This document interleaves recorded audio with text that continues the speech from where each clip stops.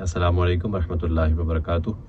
उम्मीद है कि आप सब खैरियत से होंगे और मेरे और आपके प्यारे आका सल्लल्लाहु अलैहि वसल्लम की मुबारक अहादीस का जो खुलासा और निचोड़ उसकी शुरुआत आपके सामने बयान करने की कोशिश कर रहा हूँ। तो उम्मीद है कि आप उससे इस्तिफ़ादा हासिल कर रहे होंगे और यकीनन जो इनको सुन रहा है वो बहुत ही इससे फ़ायदा उठा रहा होगा और इल्म में इजाफ़ा हो रहा होगा।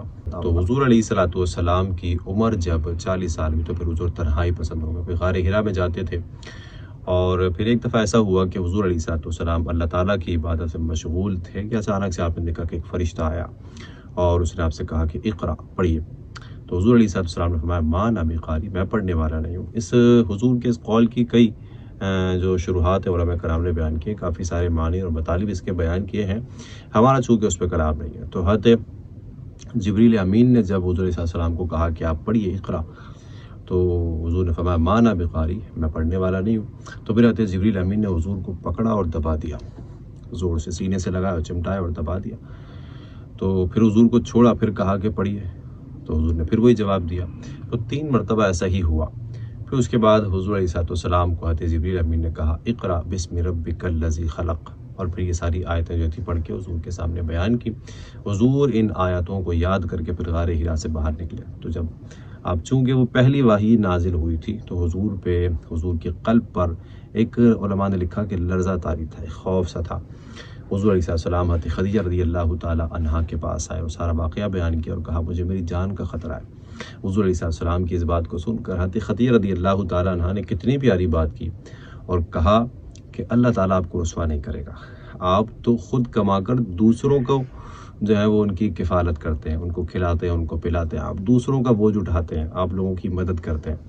अल्लाह ताला कभी भी आपको रुसवा नहीं करेगा। तो कितनी प्यारी सिफ़ात कि ख़ुद कमा कर दूसरों को खिलाना, दूसरों का बोझ उठाना, दूसरों की हेल्प करना, उन्हें सहारा देना। हमारे यहाँ आजकल देखें क्या होता है कि ज़िंदगी में सहारा देने वाले बड़े कम लोग होते हैं और उस वक्त जब बंदा अपने पाँव पे खड़ा हो सकता है तो उसे बजाय खड़ा करने के ताने दे के, उसको हर्ट करके, उसका दिल दुखा के और उस पर तंज करके, उसकी दिल आज़ारियाँ करके उसको बिल्कुल ही नीचे गिरा देते हैं, यहाँ तक कि वो माशरे में उठने के काबिल ही नहीं रहता। तो जब वो उठने के काबिल होता है तब तो उसे उठाते नहीं हैं, और जब वो मर जाता है ना तो फिर आ जाते हैं उसके सारा इंतज़ाम करने के लिए, भाई उसका खाना, इसके यहाँ जो मैयत का खाना होगा वो भी हम खिलाएंगे और जो टेंट वेंट का खर्चा होगा वो भी कर देंगे, कब्र भी इसके लिए बना के देंगे। कब्र के लिए बिल्कुल तैयार हैं कि कब्र करवाने के लिए तैयार हैं, लेकिन कब्र में जाने से पहले उसके सारे इंतज़ामात करने के लिए तैयार नहीं है। तो बहरहाल ऐसे अगर कोई लोग हों कि जो आपको लगता है कि अपने पैरों पर खड़े हो सकते हैं आपकी थोड़ी सी हेल्प से, तो फिर बहरहाल हमें चाहिए कि हम पीछे ना हटें और आगे बढ़ना चाहिए, क्योंकि हुज़ूर अलैहिस्सलाम की हदीस भी है कि हुज़ूर अलैहिस्सलाम ने इरशाद फरमाया कि जब तक बंदा अपने भाई की मदद के लिए लगा रहता है तो फिर अल्लाह ताला भी उस बंदे की मदद करता रहता है। तो कभी भी जो आपके मुसलमान भाई हैं, चाहे वो आपके सगे भाई हों, चाहे वो आपके दीनी भाई हों, इनको कभी भी तनहा नहीं छोड़ना चाहिए और जितना अपनी कुदरत है, जितना अपनी इस्तिताअत है उसके मुताबिक अपने मुसलमान भाइयों की मदद के लिए हमेशा तैयार रहना चाहिए और उनके लिए कोशिश करनी चाहिए जितना आप कर सकें।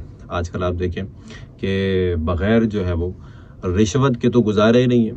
कितना आप किसी भी शोबे में चले जाएं, जिस शोबे में चले जाएं वहाँ पे आपको रिश्वत देनी है, तभी आपका काम बनेगा। तो अगर आपको लगता है कि मैं जो हूँ इसका काम बग़ैर रिश्वत के कर सकता हूँ, कोशिश यही करें कि ख़ुद से उसका काम करवा दें और जिन लोगों के पास रिश्वत देने के लिए जाना पड़ता है उसको वहाँ तक ना जाना पड़े, आप उसका काम खुद करा दें।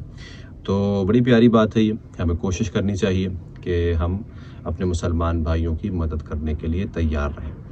तो सैयदा खदीजा ने कहा कि या रसूलल्लाह, आपको अल्लाह ताला कभी रुसवा नहीं। तो हज़रत खदीजा रज़ियल्लाहु ताला अन्हा हुज़ूर की सारी बातें सुन के इनको अपने चचाजाद भाई वरक़ा बिन नौफ़ल के पास लेकर गईं। तो हुज़ूर अलैहिस्सलाम ने उनके सामने सारा वाक़या बयान किया कि एक फ़रिश्ता आया, इस तरीके से उसने मुझे पकड़ा और दबाया। तो वरक़ा बिन नौफ़ल ने कहा कि ये तो वही फ़रिश्ता है जो नबियों के पास वही लेकर आता है, जो मूसा अलैहिस्सलाम के पास आया था। तो कहने लगे काश मैं उस वक्त होता तो मैं ज़रूर आपकी मदद करता, आपकी भरपूर मदद करता, और जब आपकी कौम आपको मक्का से निकाल देगी। तो हुज़ूर साहब ने फरमाया मेरी कौम मुझे मक्का से निकाल देगी। फिर आगे जाकर ऐसा ही हुआ कि हुज़ूर सल्लल्लाहु को मक्का से निकलने पर काफिरों ने मजबूर कर दिया। फिर काफ़ी ऐसी वक्त गुजरा तो हुज़ूर सल्लल्लाहु पर वही का नुज़ूल नहीं हुआ। تو پھر حضور علیہ السلام ایک دفعہ راستے سے جا رہے تھے، پھر حضور نے دیکھا کہ کوئی آسمان پر بیٹھا ہوا ہے کرسی پر، اور اس نے کہا یا محمد۔ جب حضور نے آسمان پر دیکھا تو پھر اس نے یہ والی آیتیں پڑھی کہ یا ایھا المدثر قم فانذر۔ پھر حضور علیہ السلام پر دوسری وحی نازل ہوئی کہ اے چادر اڑنے والے، آپ کھڑے ہو جائیں، لوگوں کو ڈرائیے۔ تو پھر حضور علیہ السلام پر یہ وحی کا سلسلہ مسلسل آگے بھی جاری ہوتا رہا، اور حضور علیہ السلام پر جو پہلی وحی نازل ہوئی یہی غار حرا میں نازل ہوئی۔